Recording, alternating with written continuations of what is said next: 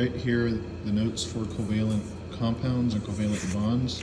So a covalent bond is formed by nonmetals trying to end up with a full valence shell. So most of the time you're trying to get a full octet. So remember that in covalent bonding, you're sharing electrons. You're not stealing or gaining or whatever, right? You're not shellfish. Shellfish? Anyway. So let's ignore this one a little bit. But keep in mind that when you have a bond between elements, like this one, so the bond is here, you're actually sharing two electrons between each atom. So that means that this chlorine right here has 1, 2, 3, 4, 5, 6, 7, 8 electrons on it. This one has 1, 2, 3, 4, 5, 6, 7, 8 on it. So both of these each have 8 electrons. So before we get into how to draw it out, let's identify ionic covalent bonds. So remember that ionic is between metals and nonmetals, and covalent is non-metal. So looking here, this is magnesium, beryllium, and calcium. All of those are considered metals, particularly actually alkali earth metals. So that means these are all ionic. So I will tell you that be mindful that covalent bonding, or in a covalent compound, those names you'll see, they actually have prefixes. So, for example, CO2, carbon dioxide. But MgO, magnesium oxide. Looking at this one, you think there's two F, so maybe it's some kind of prefix, but because it's ionic, all you need to know is beryllium fluoride. And people ask, well, how do you know that there's two F's in beryllium fluoride? You have to remember that the oxidation number for beryllium is 2+. So when you crisscross it, the oxidation number is the 2 goes to the F, and the 1 goes to the beryllium. So this one right here, PO5, phosphorus pent oxide. Sorry. So when you're naming these, penta, tetra, hexa, you have the A here, also hepta. If it is going to be next to the O from oxygen or oxide, the A drops and you get rid of it and it becomes pentoxide. But let's say we have our second element is going to be iodide, like for example phosphorus, and it's Pi3. You don't drop this I, or you don't drop the I in the tri prefix. So it will be triiodide, right there. So how to draw the covalent bond between nitrogen? So nitrogen has a total of 5 valence electrons. So similar to up here, what I did was I kind of filled in slots with another electron using a bond. So here you'll notice that nitrogen has only 5 electrons on each. And to get a full octet, what they need to do is they need 3 additional electrons to make 8. So what I'm going to do is I'm going to create a triple bond here. And in this triple bond, you'll notice that this nitrogen has 1, 2, 3, 4, 5, 6, 7, 8. So the final answer, if you will, is going to look something like this. There. Draw the covalent bond between 2 fluorines. So similar to the chlorines up there, fluorine has 7 valence electrons, halogens.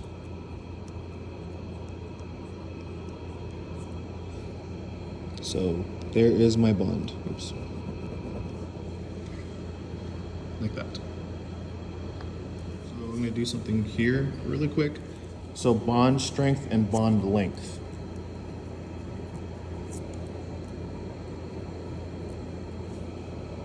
It's going to take, okay, we have triple bonds, double bonds, and single bonds. So in a triple bond, remember that each single bond, if you will, has 2 electrons. So this is 2 electrons shared, 4 and 6 electrons. So just thinking about that, which of the 3 is going to be the hardest to break? If this is a friendship and you have more things in common, technically you should take more strength to break it apart, so to speak. So that means that the triple bond is stronger than a double bond, stronger than the single bond. Bond length. So if you only have 2 electrons being shared, there's not much attraction, so to speak, because you're only sharing 2 things. So that means you're not as close, literally. So the length is actually greatest the single, double, then triple. So how to draw covalent compounds. So remember that you are dealing with the Lewis dot structures.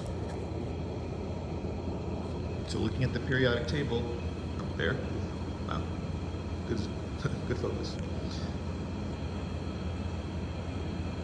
Your Lewis dot structures are based on the number of valence electrons. So for example, carbon dioxide, carbon has 4 valence electrons.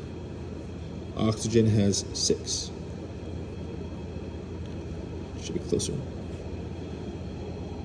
So you'll, like we did with the other compounds earlier, this is going to form a bond here and here. On this oxygen, I have 1, 2, 3, 4, 5, 6, 7, 8.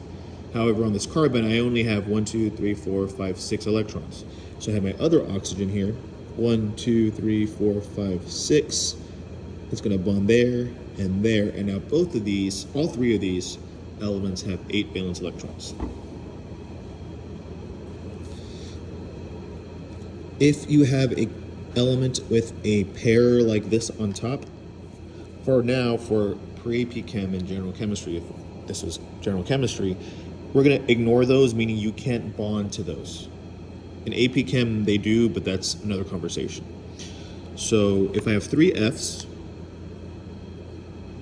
looking at my Fs, what do you think is probably going to happen here? Well, the fluorine and the nitrogen will bond. So now this fluorine has 8 electrons. Now I got to recruit, if you will, or have my other Fs. There we go. In case you're wondering how to name this, it will be nitrogen trifluoride.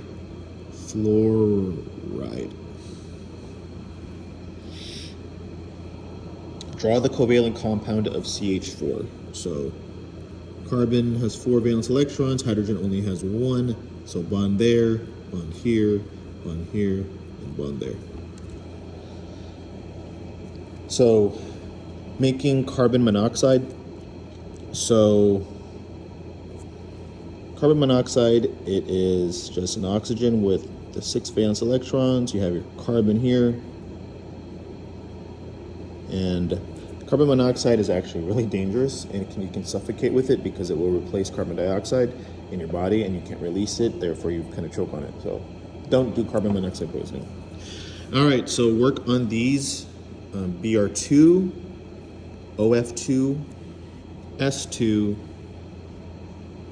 Chlorine Monofluoride, CLF, and PCl3 by yourselves. Maybe pause the video if you like and see what you make, and we'll go from there. So Br2, it's like the other halogens, F, Cl, even iodine. So again, they each have 7 valence electrons, so you just share 1 with each other, therefore you make your single bond. Disulfur looks a little weird, but ideally, because sulfur has 6 valence electrons, well, they both do, both of these do.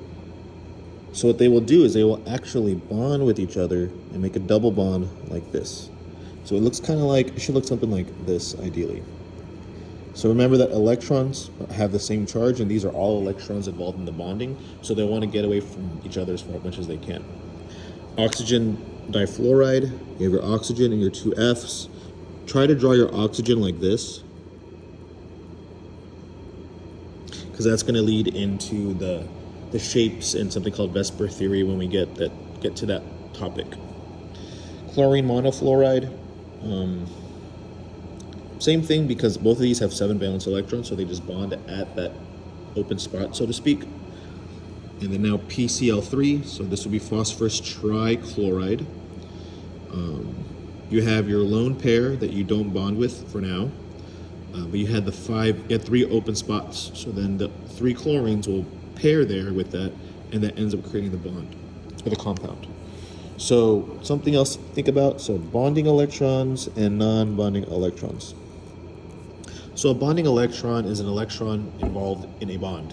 So remember that there's 3 bonds here, but in each bond there's 2 electrons, so it's a total of 6.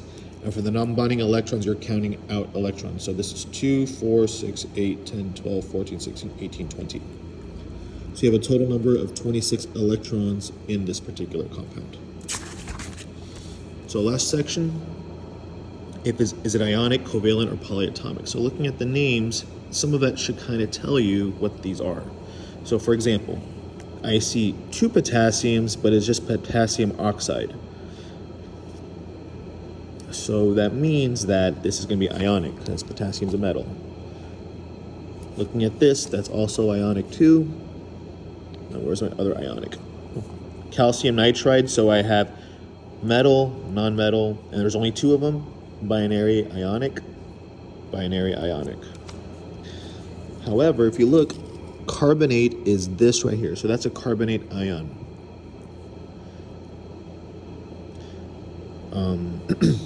So there's many atoms, quote unquote, in this compound. So this is polyatomic.